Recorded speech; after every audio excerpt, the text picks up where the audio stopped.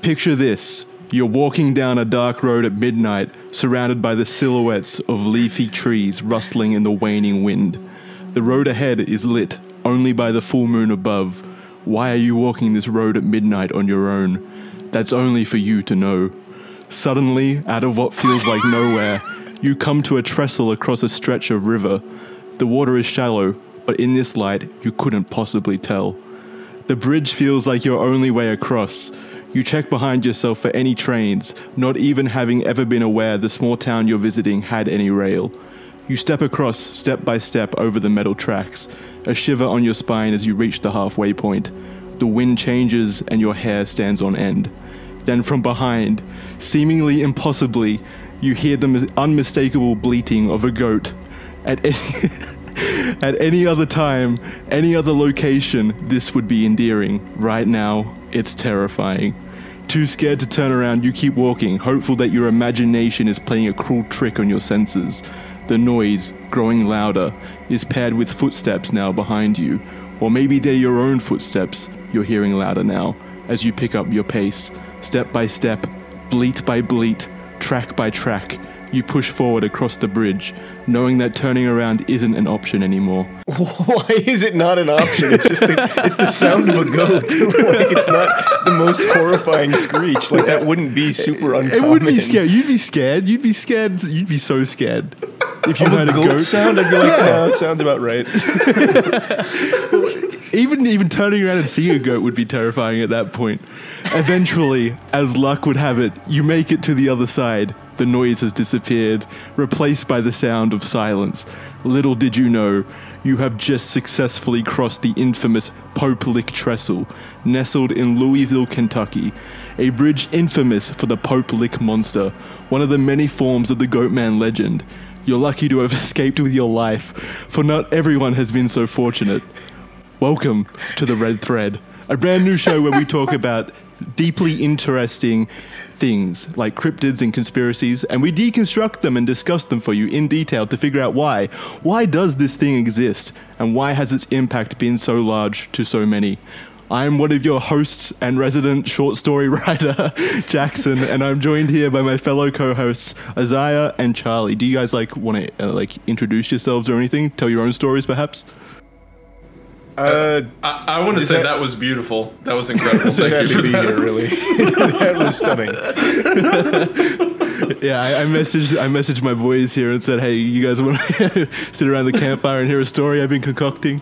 That was incredible. He dropped that on us like right before we started recording too, and it couldn't have been better. That was fantastic. Yeah. I mean, it was quite the adventure we went on. I love how you didn't explain a lot. It's like, you're walking on this road, but why? I don't know.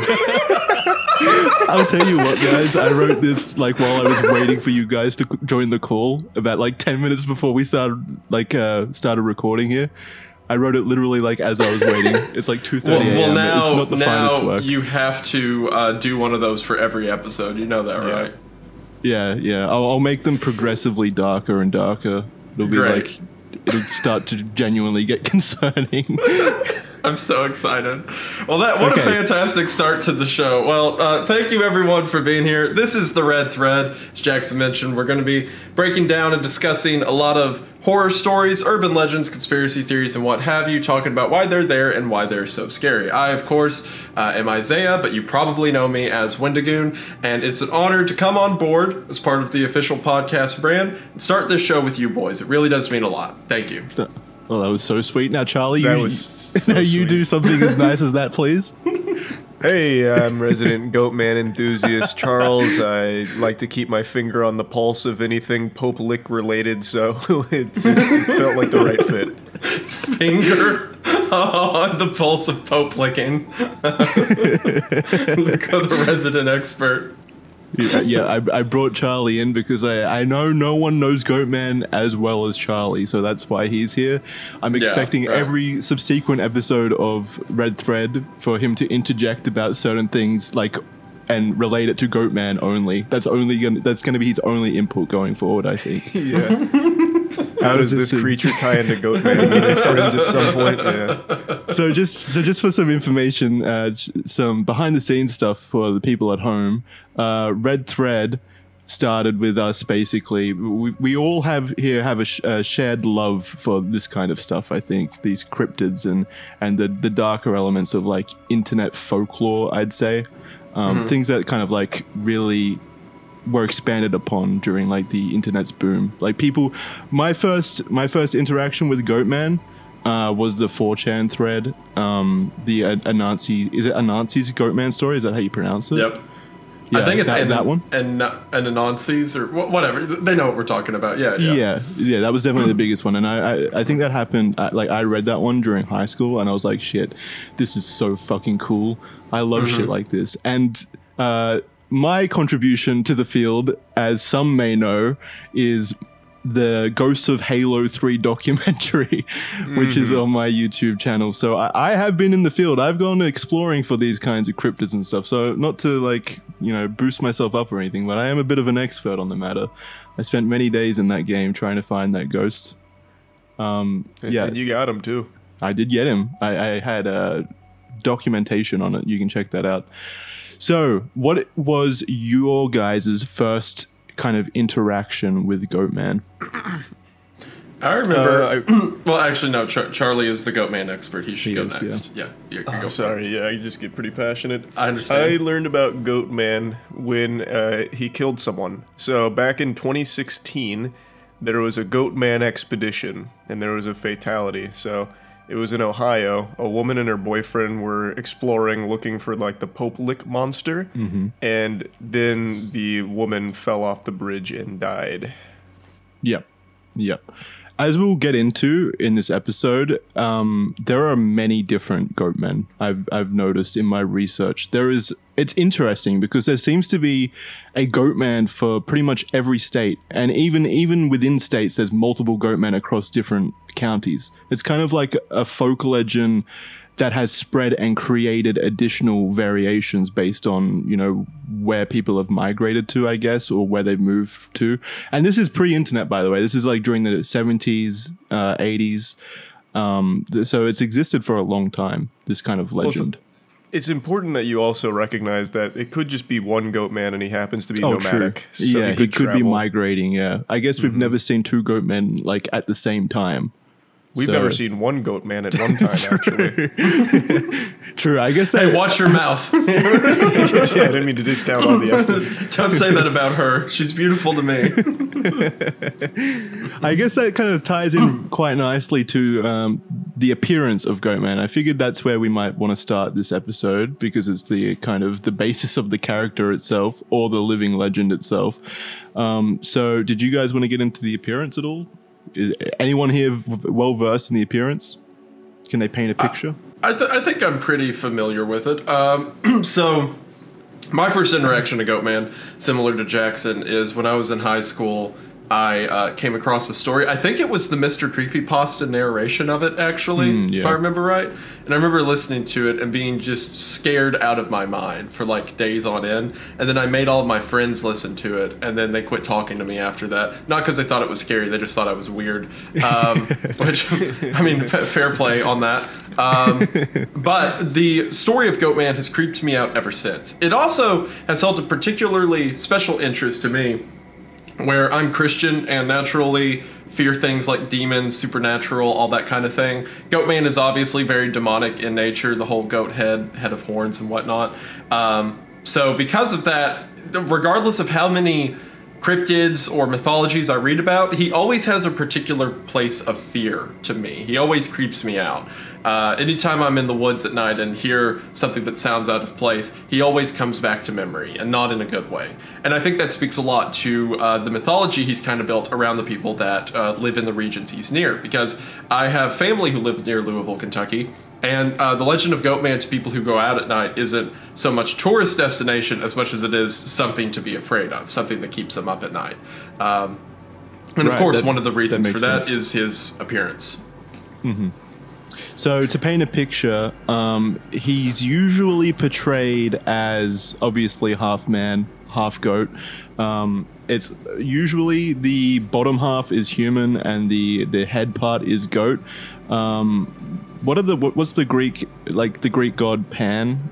What are they called? Satyrs, right? They're kind of yeah. Like Tumnus. Yeah. I knew you were going to go the Narnia route. I'm trying to like tie this into actual like Greek, historical ties and stuff, and you go straight for Narnia. Well, can you imagine, like, let's flip it. What if it was like a man body on a goat legs? It wouldn't be nearly as scary. Well, wait, yeah, that's Tumnus. So it is the opposite of Tumnus, really. Oh, wait, you're right. Tumnus is man top, goat bottom, isn't it? So yeah, Tumnus is anti-Goatman, if anything. Yeah, he's reverse Goatman. he's the good Goatman.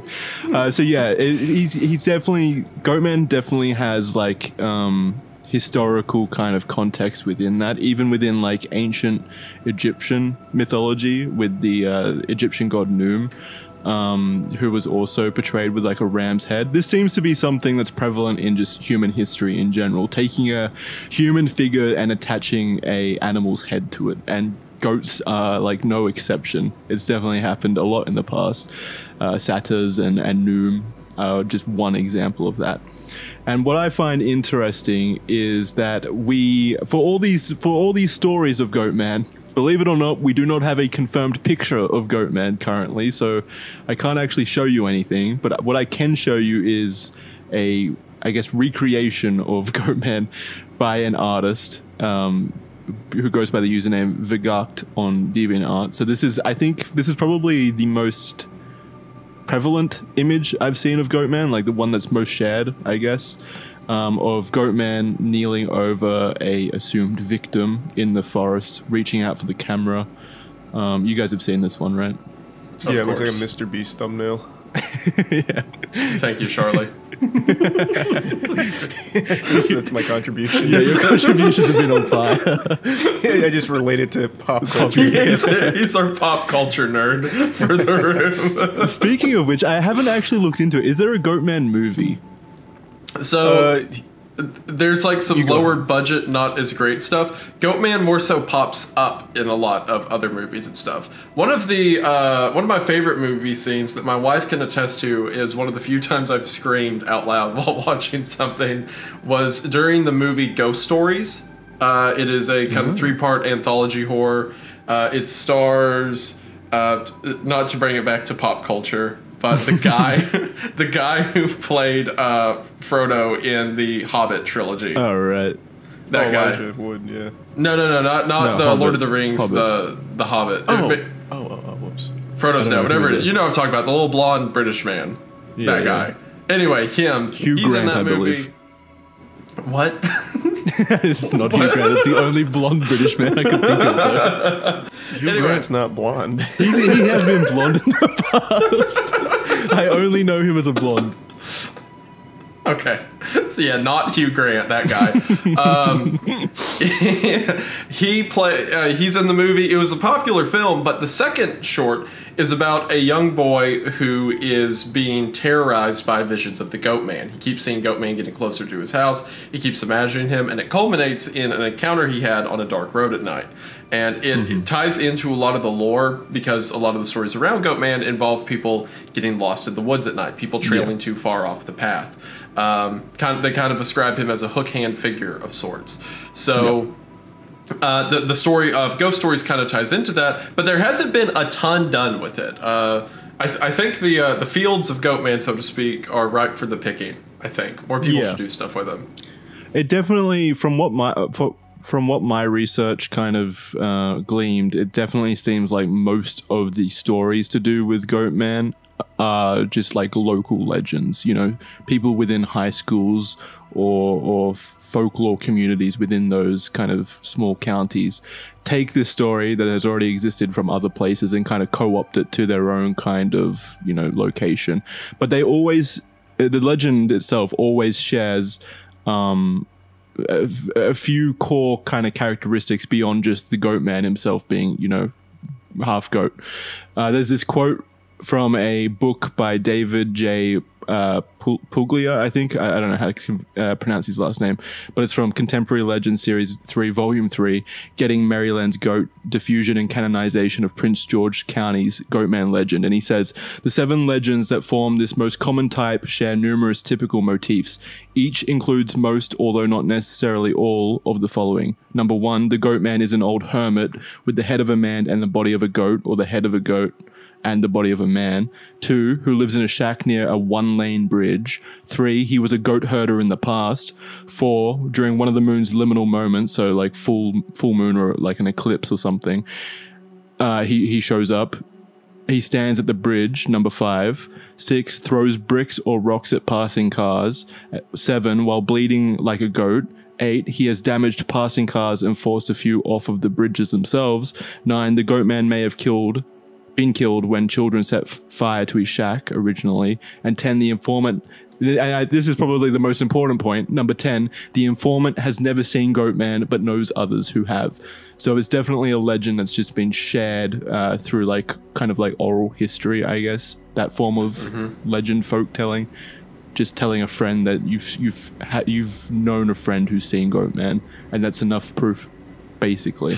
And what's fascinating about that is growing up in Appalachia, there were so many stories that never existed outside of colloquial legend, right? Like you knew someone who knew someone who knew the story, but no, it was never written down. It was never documented anywhere. So a lot of these stories only exist in the minds of people near them. And every now and then you'll have a story like Goatman that kind of makes its way into the greater consciousness. But there's so many legends like that only exist from people passing it down to each other.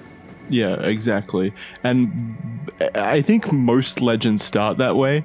And what that does is it makes it very difficult to pinpoint exactly when and how it started. But the earliest documentation I could kind of find on it, like their first proper media documentation, was in the early 70s, October 27th, 1971, in the Bowie-based Prince George's County News, in which, in the article, writer Karen Hosler, she took a deep dive into the University of Maryland folklore archives and mentioned the Goatman, along with ghosts and something called the Boa Man, who is someone else, that also haunts the woods around Fletcherton Road in Bowie.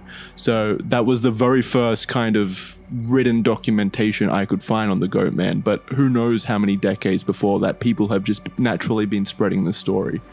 You have one listed here from the 50s to 60s in Beltsville, Maryland, for the Beltsville Goatman. So like I said, the first written records that I could find were... Oh, this is more... Okay, these are rumors. But those were like the earlier kind of old... Yeah, because even that article from 1971 references earlier legends that just can't be found anywhere. So the stories definitely existed somewhere for a while before 71, but 71 was the first documentation. Yeah, that's definitely seems to be the case. And I think it's an interesting point also to kind of take into account the role the media plays in spreading these legends. I think that's probably the most likely way that these legends spread from town to town after all. Because if an article, let's say that article by Karen Hosler gets, quite popular and spreads to other cities and stuff, then children or teenagers who kind of want to recreate that legend in their own town have something to base it off of, and they have some kind of inspiration to do so.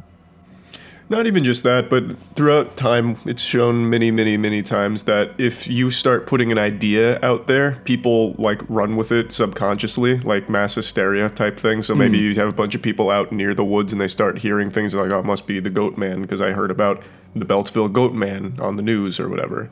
Yeah. So it's not always people doing it on purpose. Sometimes it's just the idea gets planted in their head and then they start hearing it and seeing it. I definitely think it's a combination of both. I think, I remember during like high school and stuff, people loved making up stories to like frighten people, I guess, or create interesting stories and stuff that you could clearly tell weren't true. Maybe not high school, probably more like whatever primary school is in America, the first school that you go to. It was definitely like something that I experienced myself. Like, I definitely convinced a few of my friends that I saw like UFOs and aliens, and hey, even the ghost of Halo. That's true. Yeah, you just gaslit an entire generation. Don't worry. You are the media now. It's you. And another thing that's interesting about this is that, like I said before, my first experience with Goatman was through the Anansi 4chan story thread. So some fucking nobody in Australia heard about the Goatman through what is, you know, media, I guess, like written record or whatever, written storytelling. So that's, I think that it is a testament to how quickly that kind of stuff can spread, and the internet has exacerbated that, definitely. Yeah. But why don't you originally, go over the 4chan story? I don't know that one. you don't know the 4chan story? No, I saw it was listed here, but I didn't read the whole thing. Lovely, Yeah, lovely. you should go into that, Wendy Goon. I think you'd be better at it. Absolutely. So the true 4chan story is pretty long. I'll give a condensed version of it here. So the story involves a group of high schoolers who are going out into the woods. I believe it's in Georgia is where the story is set. They go out into the woods one night to basically go out drinking, try to hook up with each other, what have you. While they're out there in the middle of the woods, they begin to notice these strange occurrences. Now, the story itself is an early 4chan, you know, like creepypasta thread, basically. So it's got a lot of tropes in it. One of the people in the group is a Native American. And he's like, oh, I sense a presence here or whatever. He starts to get freaked out. They begin to hear what sounds like scratching on the wood around them. They begin to hear stuff falling over. At first, they're able to convince themselves that it's just animals, but eventually, people get freaked out enough that they huddle inside of a little trailer. It was a trailer or a cabin one that's out in the middle of the woods, and they begin to hunker down for the night. Now, what's interesting about the story of Anansi's Goatman is it incorporates a lot of themes from other legends surrounding the Goatman and kind of weaves it together. But because of the story's popularity, some of those themes are impossible to separate from the Goatman in modern culture. So, for example, the author pulls a lot of stuff from the Wendigo. Things like it can mimic people's voices, it can mimic creatures that it's killed, things like that. Another point to mention that I should have mentioned a second ago is while they were on their way into the woods to go party, they noticed what looked like someone following them down the trail, and they initially just assumed it was another hiker, but as they called out to them, the hiker wouldn't respond. That didn't mean anything to them then, but it does now. As they're sitting around inside the trailer, asking about the hiker that they met earlier, thinking maybe that's connected somehow, they start to hear what sounds like someone trying to call out for help, or someone trying to ask for assistance. And the phrase it eventually begins to muster, this voice, is "let me in." Now, the particular characteristic about this voice, the way the author describes it, is it sounds the way a cat does when a cat kind of makes human voices. You know how sometimes you'll see a video on, you know, TikTok or YouTube or whatever, and it'll be like, oh, my cat says hello, and it's a cat meowing, but its voice, it's like breaking through the meow and kind of makes a hello noise. Yeah. The voice I've of seen this those videos. Yes, exactly. The voice outside of this cabin sounds a lot like that, but it keeps saying, let me in. It's like something trying to mimic human vocal patterns, but it can't quite figure it out. At the same time, suddenly, everyone within the cabin begins to smell the intense scent of blood, of like dried blood, the way it feels when you get a nosebleed. Everyone smells it at the same time. It's overwhelming. It's making them sick. People are starting to throw up. The women are crying. Everyone's scared. Eventually, they stay down in this cabin, and if I recall how the story goes correctly, one of them runs out into the night, I think, freaks out, takes out of the cabin, and they never see that guy again. he just ran out of that cabin, went straight to heaven.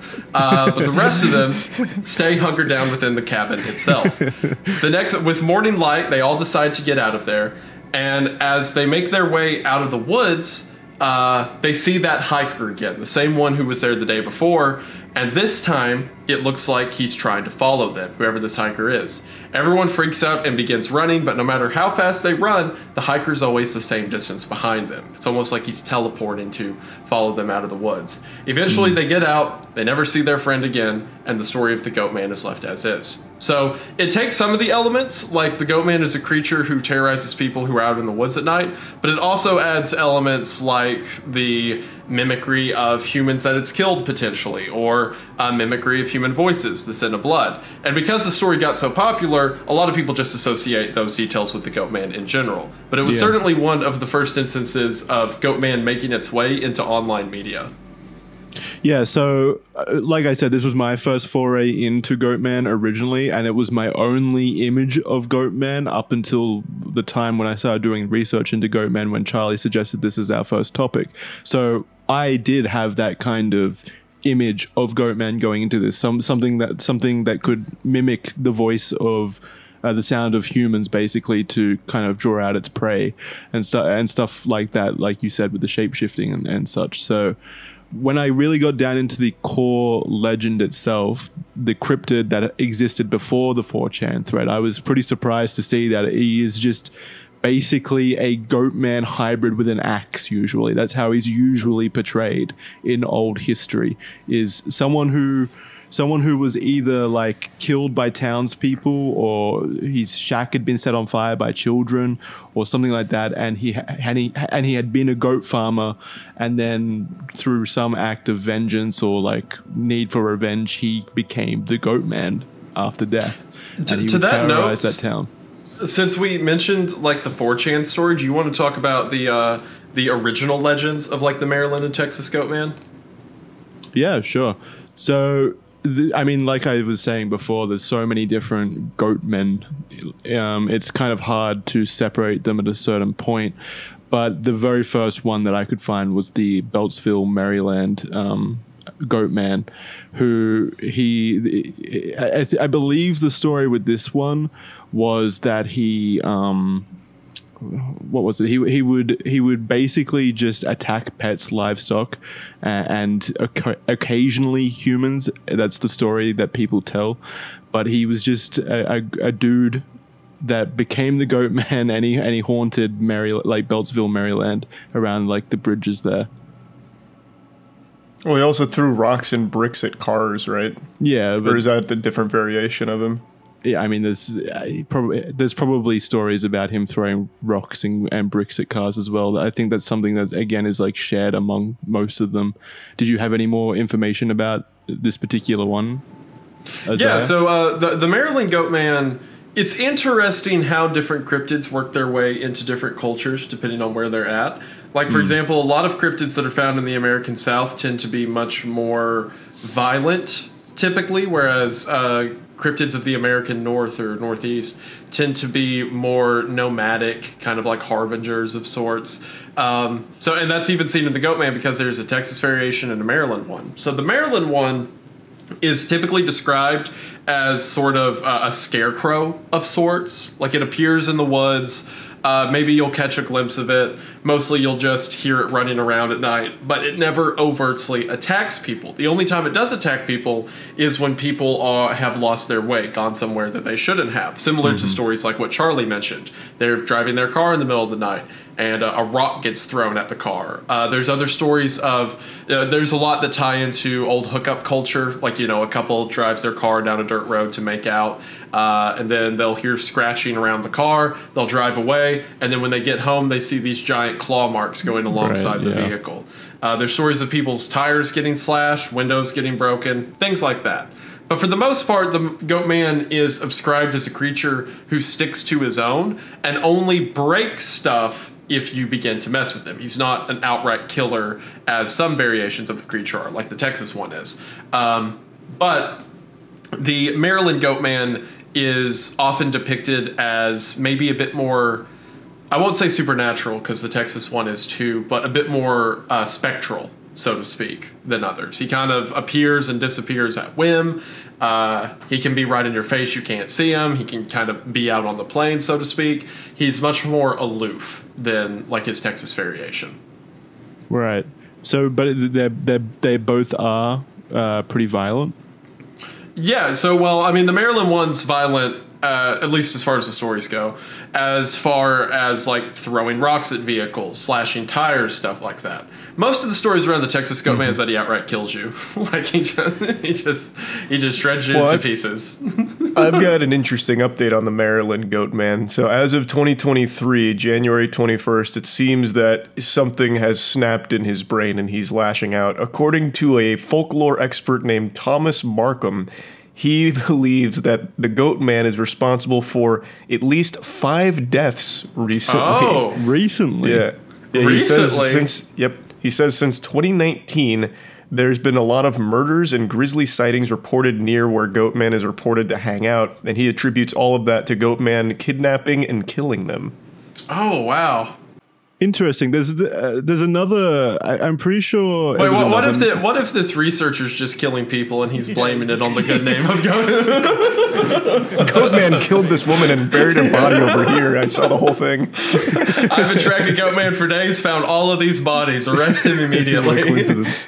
Goatman's gonna have to sue for slander. That's how we finally catch sight of him.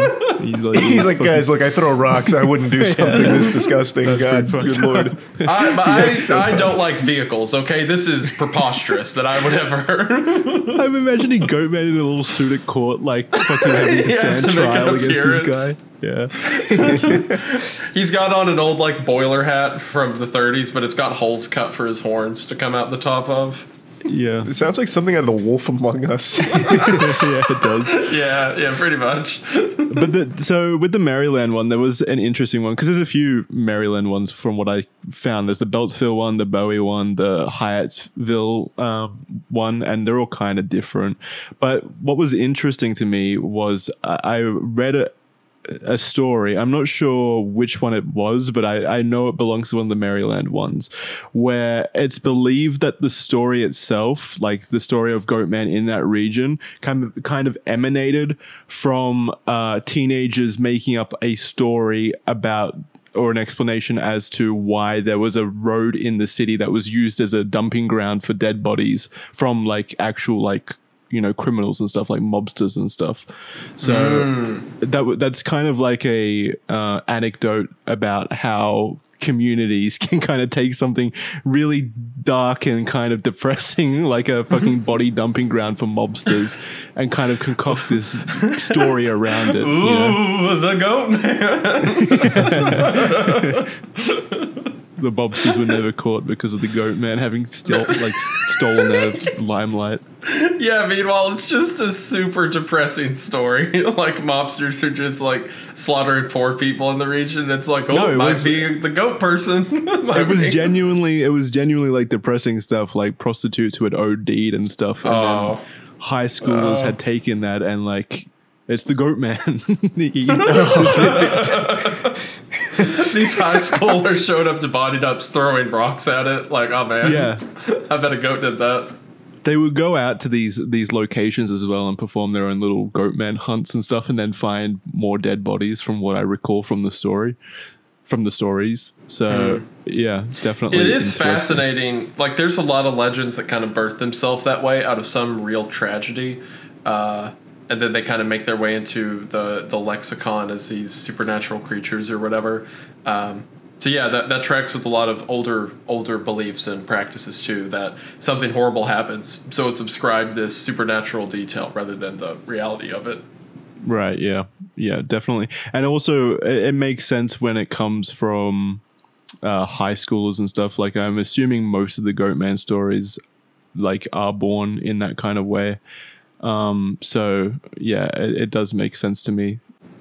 Absolutely, yeah. So with the update, with Charlie's update, it looks like the Maryland Goatman does have the potential to just absolutely shred people, pull them into the woods and whatnot. So I take back what I said. He's also he's not a friendly Goatman at all anymore. He's lost his mind now. He's killing indiscriminately. He's taking scalps. So yeah, this all came up because this topic came up as the first episode of this podcast because Charlie's love of Goatman, but that itself is born from the fact that Goatman is actually one of the very few, maybe the only cryptid with a confirmed kill, correct? It's very rare when it comes to like cryptids, except for something like Sasquatch, where someone loses their footing and dies on a Sasquatch hunt or something. It's very rare for a cryptid to lead directly to a death, and Goatman is responsible for that woman falling from the bridge, like during that hunt for him. And I just find that to be extremely interesting because, I mean, I don't think any of us here are true believers in the legend of the Goatman being real. How dare you? Yet, how dare you? Well, not to put words in your guys' mouths. I mean, of course, we haven't. Did you not hear my short all the story? evidence. That clearly came from a place of belief. Came from And love. fear, Came from love. It's just, I don't know. I find it so interesting that even if something doesn't exist, its very presence as like a story or as a like idea can lead to something like that happening. Though I guess it wasn't directly him. It's not like she felt Goatman push her or anything. It's just on the location where he's reported to be. She kind of just lost her footing. I think it was a train. Like she heard a train coming, panicked, and fell. So it was in 2016 in Ohio, based around the Ohio Pope League monster, as you said before. It was she and her boyfriend were, as you said, seeking out Goatman, trying to find him, and they found themselves on the top of a trestle, which is like I think it's like a tall train track, basically, like a train track that's lifted up over water. So they were on the train track, crossing it, because that's kind of how locals say that you can summon Goatman, is by invading his bridge and crossing over the bridge. We can talk about how bridges play a role in kind of these kind of entities, because it is a prevalent theme. But yeah, they were crossing over the bridge, and I guess they didn't know that trains run on train tracks, and this train track was operational. And sadly, a train came barreling towards them, and they didn't have enough time to get off the tracks themselves. So they tried to dangle over the edge, and that led to the woman sadly being struck by the train and falling off the trestle itself. So that's what led to her death. And I think you're right in that you can attribute this in some degree to Goatman, because the drive to find Goatman led her to this situation. So I think that's totally fine. I think that's fine, attributing it to him, and I guess also trains, I guess. What's fascinating too about that case is it's kind of morbid, but it seems to have worked its way into the legend around the Pope Lick monster itself. So the Pope Lick monster, for some reason, it doesn't always get grouped with the other two Goatmen as much, even though it's literally a goat head on a human body. I mean, it's Goatman, duh. But the stories around the Pope Lick monster, they're kind of their own entity, because in them, the Pope Lick monster is more described as a creature that doesn't necessarily kill you. It just like lures you out into the woods until you get lost.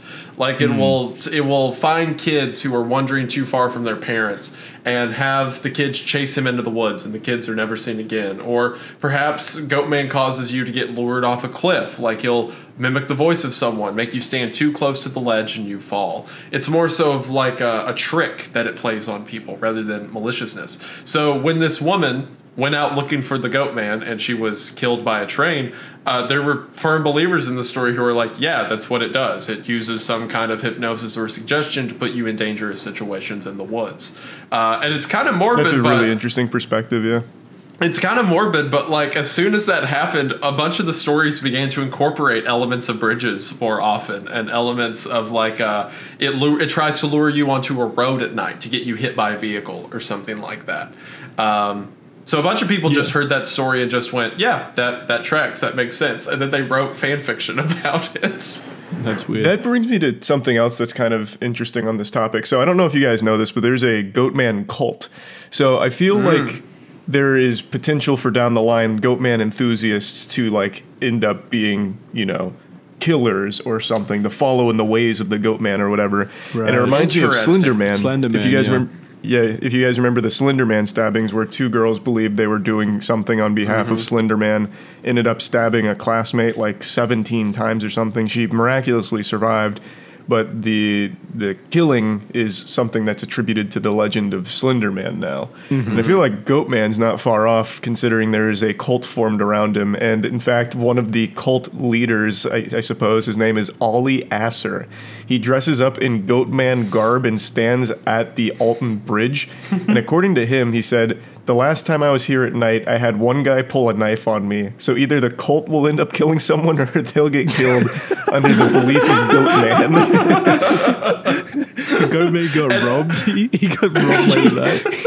Yeah, he just got his wallet stolen. What kind of lunatic tries to rob Goatman by his bridge? Bro. I want to know more about that guy. That's the toughest crackhead you'll ever meet. Yeah. That guy was trained. He knew Goatman's weakness, which is a knife. Yeah. It does seem And either way, if the cultist or the person dies, that's a win for Goatman, according to the legend. That is As long as Goatman someone for you. dies, yeah. I was going to ask Charlie, are you wouldn't happen to know too much about this Goatman cult, would you? Right? You wouldn't be like a leader or anything? I don't know too much from it. I was just reading. So I found this article going over the cult of Goatman, and it's mainly an interview with like their big enthusiast, Ollie. I don't know how big it is. Maybe it's, just Ollie. Maybe it's 100 people that think just like also, Ollie. do you know how serious it is as well? Do you know if they're joking, if it's like a fun, like they go play LAN games or whatever and that's the cult, or are they actually a cult with like Is this actually a cult that you started and you're currently running? You don't want to Yeah, this is just my Facebook group. Yeah. I mean, it I feel like all the power of a cult would dissipate when the cult leader himself is literally robbed in full garments. Or it just makes people want to join more. Like, we need more Goatmen. That's not a cult leader I'd respect. I'd be like, you just got robbed by a mortal. I'm out of here. I guess. But he dresses up. He made his own custom gear. I feel like he's in kind of deep. I feel like he's probably not that popular, though. It's probably just him and maybe a couple buddies. Yeah, he's in. He's full in. I get that. I get why like a cult leader would be full in. I'm just not sure how like indoctrinated the cultists are. Well, when this podcast episode comes out and we point, 300 new inductees to the cult, we'll find out. Oh, true. Yeah, we can start seeding the cult. That sounds like a fun side project.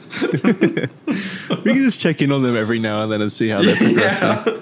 Hope no murders happen that we get tied to in like a CNN report or anything. That'd be fucking wild. The red thread is directly tied to the Goatman cult. In their first episode, bro, we would what a way to kick it if off. That That could genuinely be our first sponsorship. We get the cult leader of the Goatman cult to pay us to shout it out. If he sends us, what's our price, boys? Like, I thought $200. Hey, I do it for free. If he do it for free. That message is great. If he sends us a nickel, we'll put a link in the description. How's that? Yeah, that sounds good to me. So that's the Maryland Goatman, and like a bit about the Kentucky, the Pope Lick Monster. However, I think the Goatman most people are probably familiar with, because it's certainly been the most popular in recent years, is the Texas Goatman, or more specifically, the Denton, Texas Goatman. So are you familiar with there's a lot of legends around how it came to be, but are you familiar with the most famous story revolving him?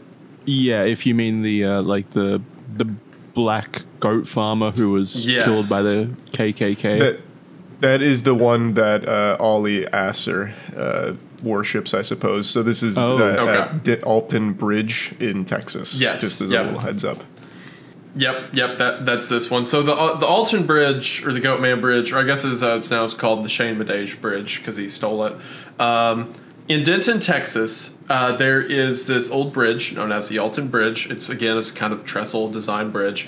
And I believe what's now a decommissioned road, but at one point was frequently used. So the legend around it is that back in the Reconstruction era South, shortly after the Civil War, There was a black goat farmer who lived in the region who was very popular with the locals. He was very kind to children. A lot of people in the area loved him, but the one group that didn't love him was the Ku Klux Klan, because it was a black guy who was... Did you like that? Did you like that punchline, Jackson? It just goes hard, I guess. I was wondering, like, when we started this show, how quickly we'd tie a fucking cryptid to the KKK, and it was immediately.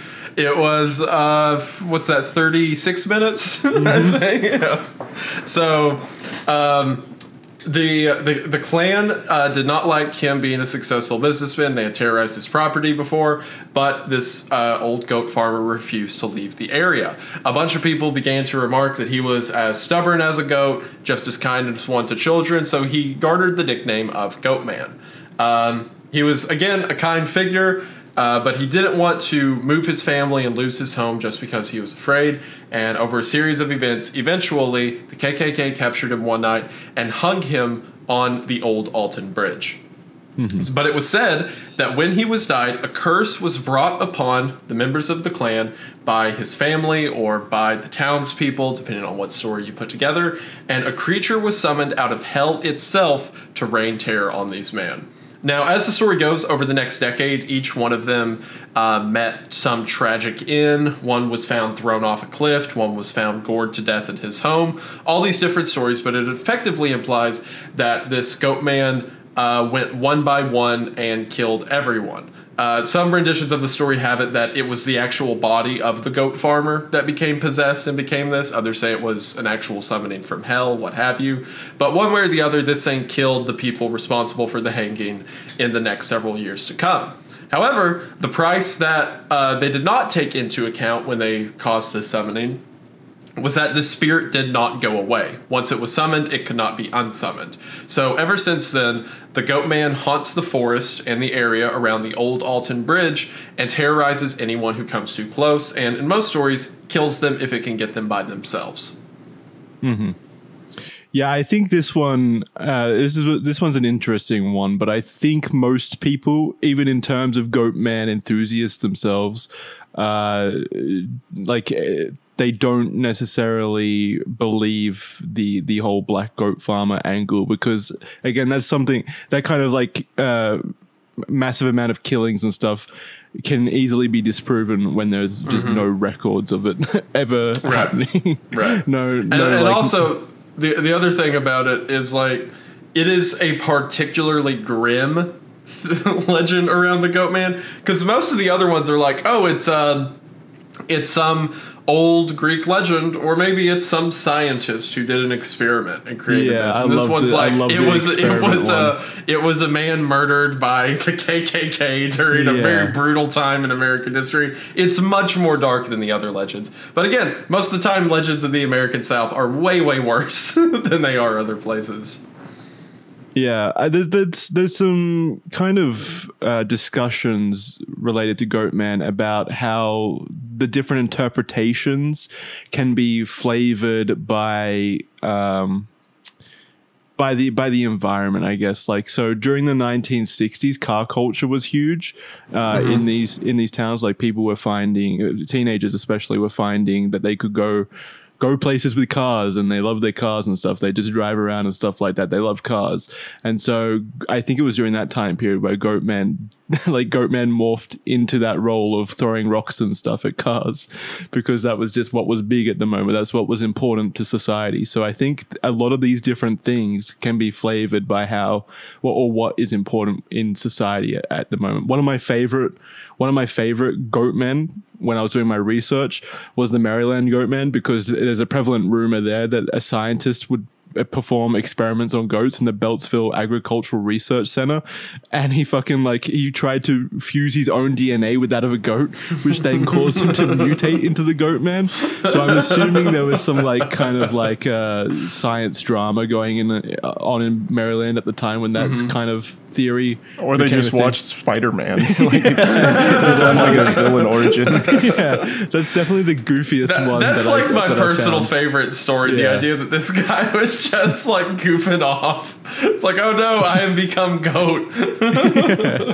Yeah, there's like depressing stories about black goat farmers being like killed by KKK, old hermits becoming the goat man, stuff like that. And then there's this scientist that fuses his own DNA with the goat. That's so great.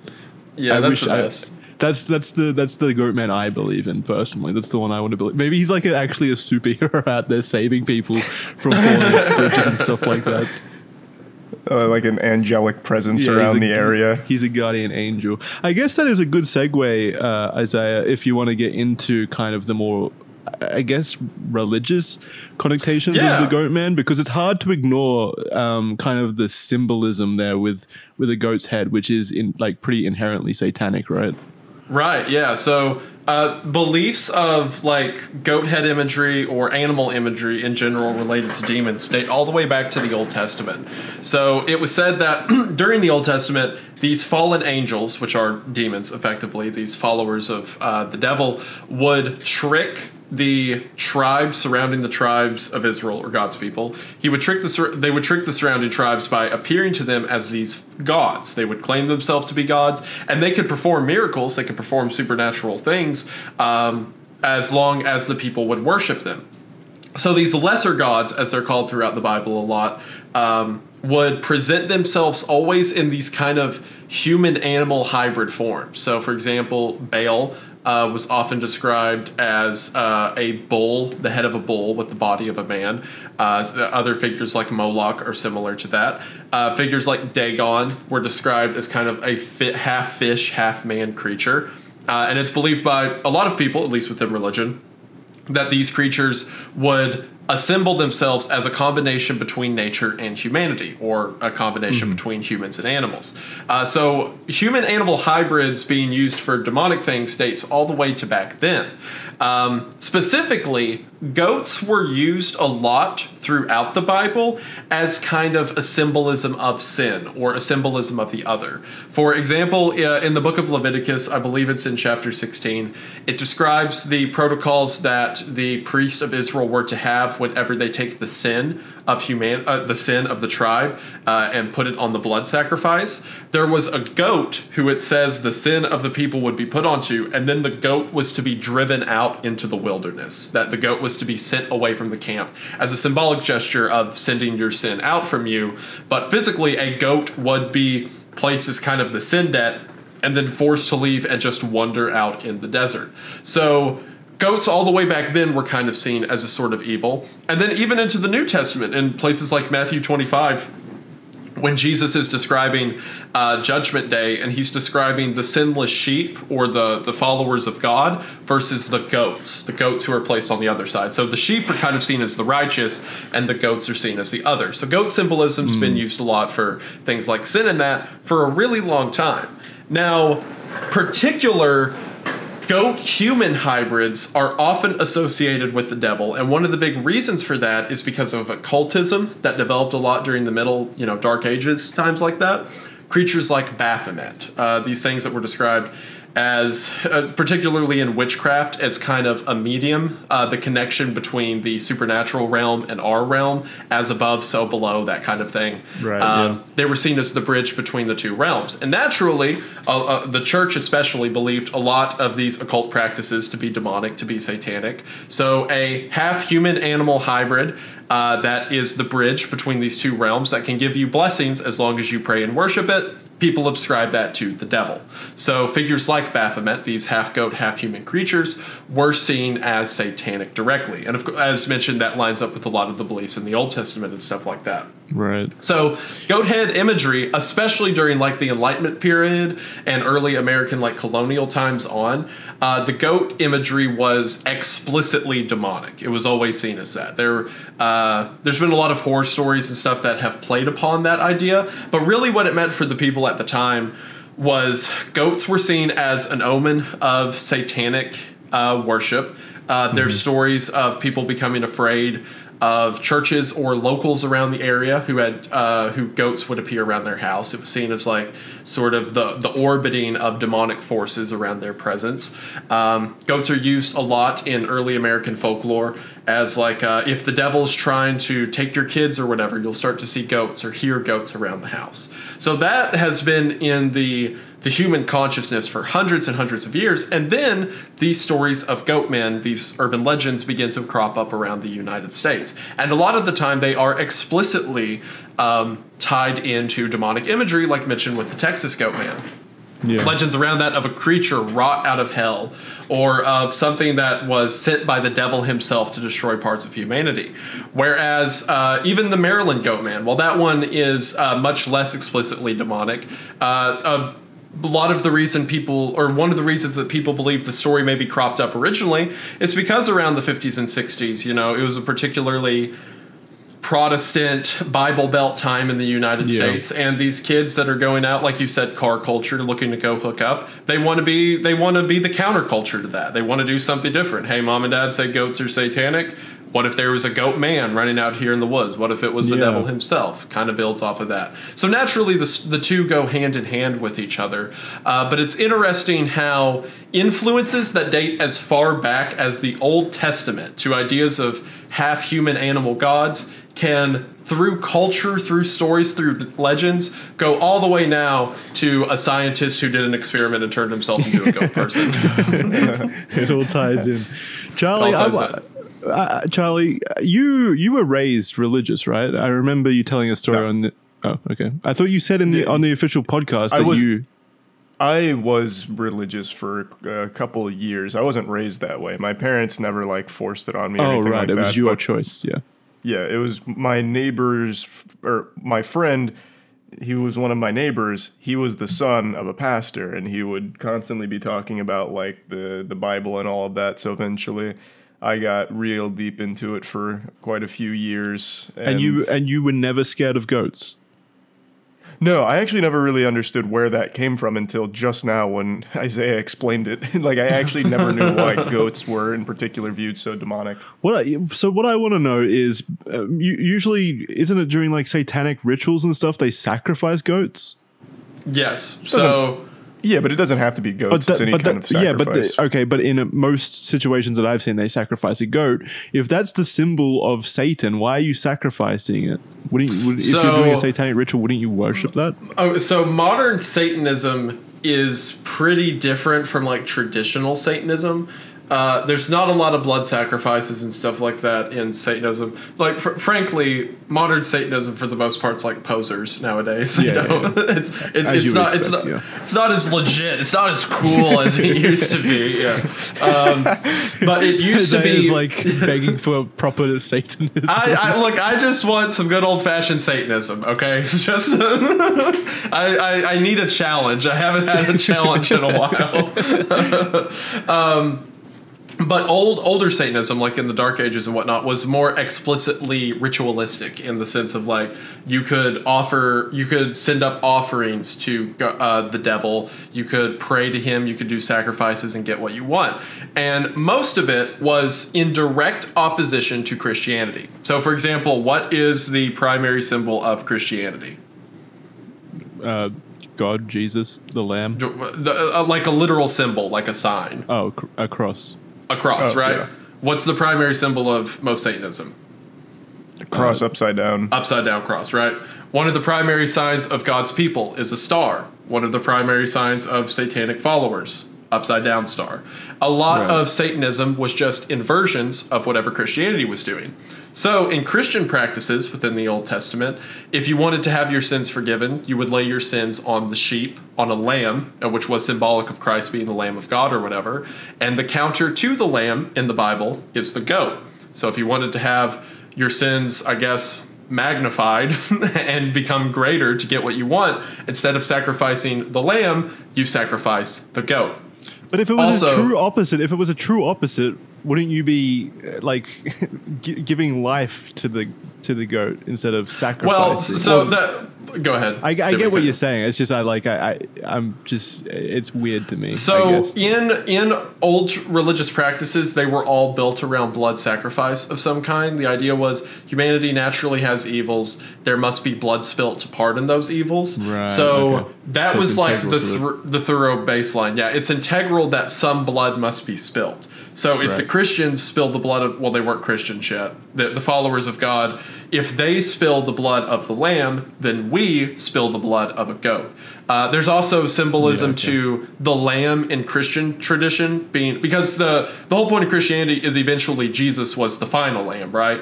The blood of the lamb was spilled up until he came, and he was the lamb of God, so to speak. He was the final blood spilling. In spilling the blood of the goat, you are building up the symbolism for Satan, as he is the Christ figure in your story. So it's the sacrifice into the goat is the inversion as praise to Satan, whereas sacrifice into the lamb is praise to God. So if Jesus, we're getting really deep in the weeds here, but so if Jesus was the final lamb, who was the final goat then? It would be Satan. It would be, Okay. the Antichrist, so to speak. Whereas, so that's what the Antichrist is. I mean, they got that one's just lazy, right? Like the inversion of Christ, Antichrist. I mean, it's all pretty lazy. It's all derivative. So we've got Jesus, who is the descendant of God, come to earth. The descendant of Satan come to earth would be the Antichrist. So the one to finally embody the goat imagery, be the final goat, so to speak, would be the Antichrist by that symbolism. Gotcha. See, can you imagine if that is actually Goatman, though? Like, when the time comes, the Antichrist appears, it's Goatman from Alton Bridge marching out. He's the final goat. What's really funny, too, is in, like, the book of Revelations, when the Antichrist is described, he's supposed to be a leader of the free world. He's like a politician who everyone gets behind. So could you imagine, like, the Goatman in a suit at, like, the UN speaking uniting the world. And he's also a scientist on the side. We have to have and he's also, of course, absolutely. Yeah, he's just always had beakers with him. Like, he's just mixing chemicals and shit. He's desperately trying to make himself more of a goat. I didn't mean to cut you off a second ago, Jackson. Were you about to say something? You said, see, this is why... something? No, I probably wasn't saying anything gotcha, nearly as insightful as you were saying. Trust me. But yeah, basically, all those occult practices that kind of went around, like the sacrifice of the goat and all that, were an inversion to whatever Christianity was doing. And now current Satanism is like... the Satanic Bible's just like, if God real, why bad thing happen? And that's like their whole... Well, I mean, it is a good point. Yeah. Disprove it. You're right. We never thought of that. Oh, no. But then they can invert that the church as well. is falling apart. They can invert that as well. Like, Christians could invert that and also say, if good things happen, why Satan? Or the other way around. Like, it's the same shit. Get back now you're making some big moves. If good thing happen, why Satan? How would it be? Yeah, well, that was an inversion of the inversion, actually. It should be if Satan, why good things happen, right? If Satan real, why good thing happen? Yeah. Yeah. There you go. There's the one. That's it. I did too many inversions. That's also an like I know you said we're getting into the weeds, but hey, it's too late now. That's also an interesting thing about Satanism in general. Satan is never really described, at least biblically, as giving bad things to those who worship him. As a matter of fact, quite the opposite. He gives people riches, blessings, love, romance, whatever they want, as long as they turn their backs on God, as long as they turn their backs on salvation. That's why a lot of legends around Satanism involve selling your soul or stuff like that for wealth or what have you. That tends to be the more satanic thing. So a more accurate inversion would be, if Satan real, why good thing happen to not Satanist. Yeah, that's it. Now that is an intelligent argument. There. Gosh, we got him now. Call Anton LaVey. His whole system's going to be gone tonight. We got it together. I didn't realize how deeply the whole religious construct is based around inversions. That's pretty fucking great. Yeah. Well, I mean, like, Most like religions involve some kind of dualism, right? The yin yang, light dark, good, bad. Contrasting forces. Yeah. So like the original one to that would have been God and the devil, right? Which all the way when it was first written would have been Yahweh and the opposer, the opponent, or what have you.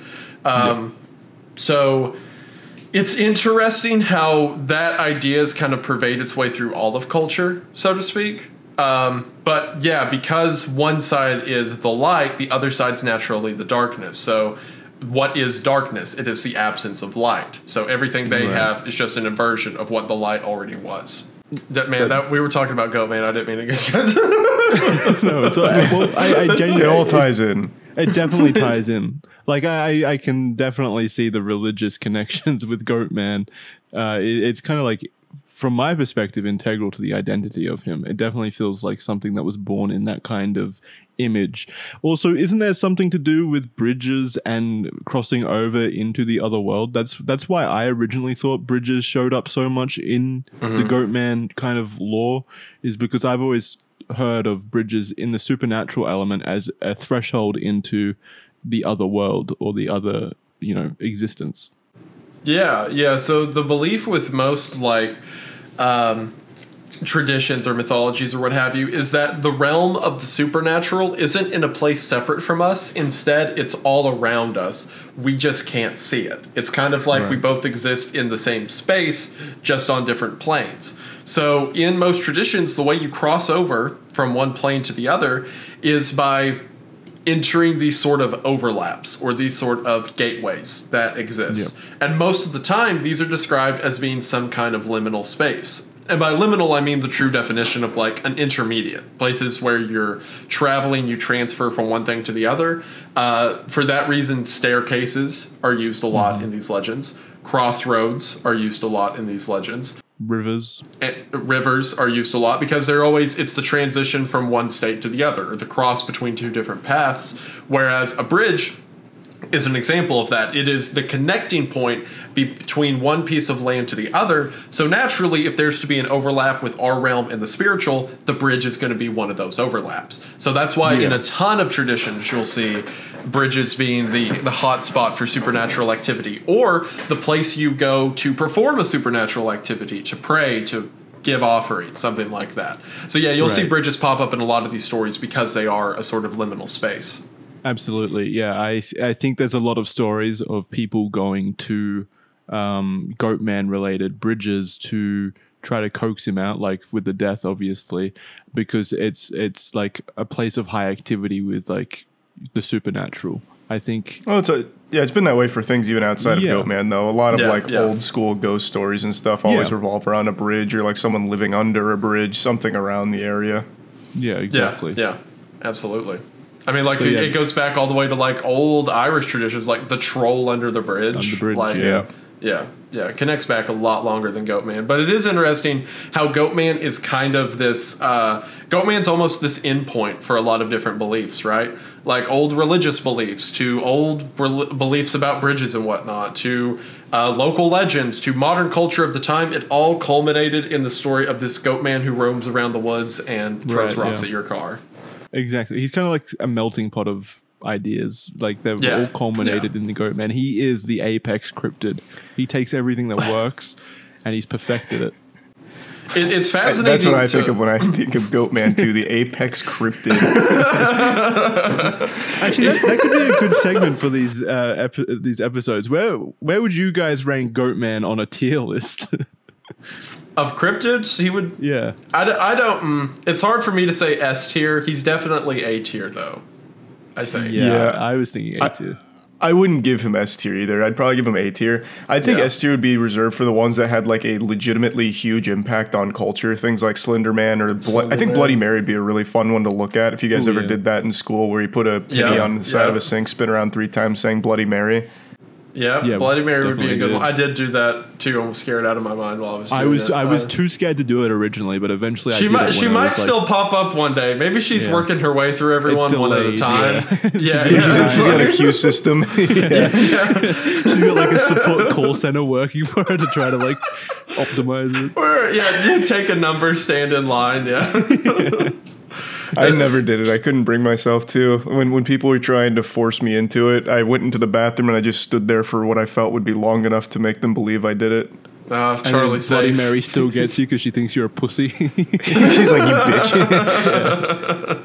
I think I'd put like Mothman S tier, but I can't. Mothman's great. Yeah, Mothman's another good one. I would say Goatman's an A tier for sure.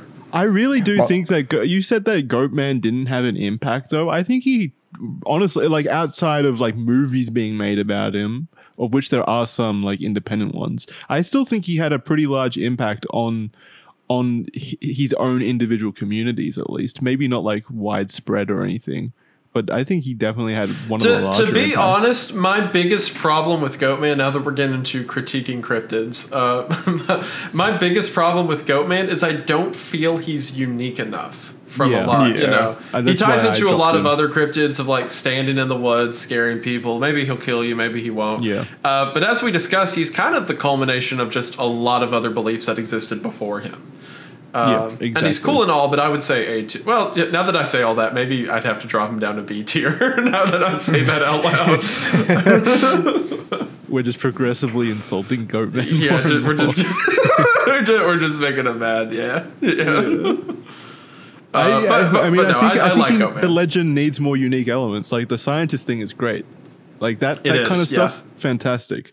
But you're right, it does kind of fall into just general tropes. Really, most of the stories. And while they are interesting and fun, I do think there's more cryptids out there that have more of an original spin on stuff.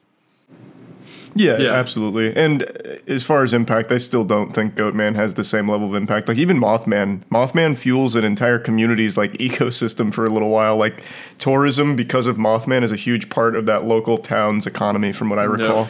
Yeah, but you look at Goatman and stuff, like where that person died, they've had to like fence that place off, and they've got like Goatman isn't real signs around and stuff like that. Yeah, but that's still just like actually that's fair. Fair enough. Like fair enough. It does have a bit like maybe they're not selling Goatman merch as much as like Mothman yet, but it's clearly still had an impact. Oh, that's another funny thing. As a kid, I say kid, like high school, I would wear like Mothman stuff, Wendigo stuff like that. I'd never wear Goatman stuff because it was too demonic. I didn't. The satanic it made me imagery. feel, it made me feel weird. Yeah, that definitely makes sense. Yeah. So is that? I'm curious about you, Isaiah. Is that what kind of drew you to cryptids originally? Just kind of like the satanic elements of it?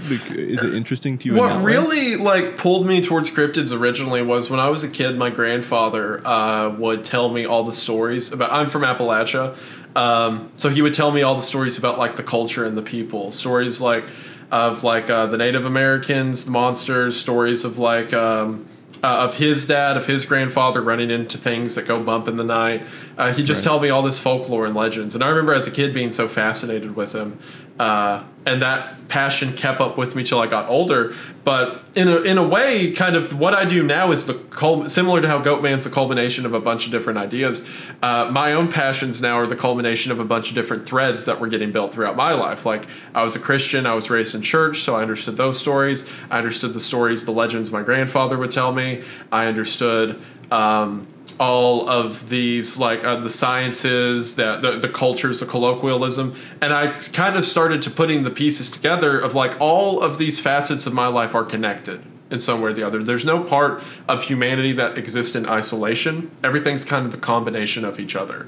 So it's been fascinating to me to take these stories and legends that I've loved growing up and whatnot and get to pull them apart and piece them back together. It's very fascinating to me. Right. That definitely makes sense now why you're so invested in those things. Why I am the way that I am. Now, Charlie, what's your excuse, huh? What do you mean, what's my excuse?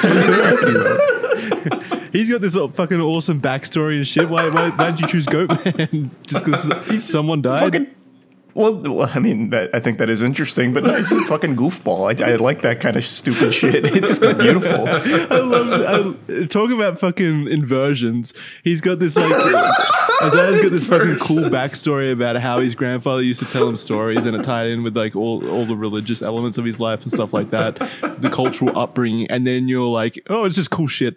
it's just goat guy. Yeah. You know what? That is equally as valid as mine. 100%. It's the exact same. I don't know. I disagree. First red thread disagreement.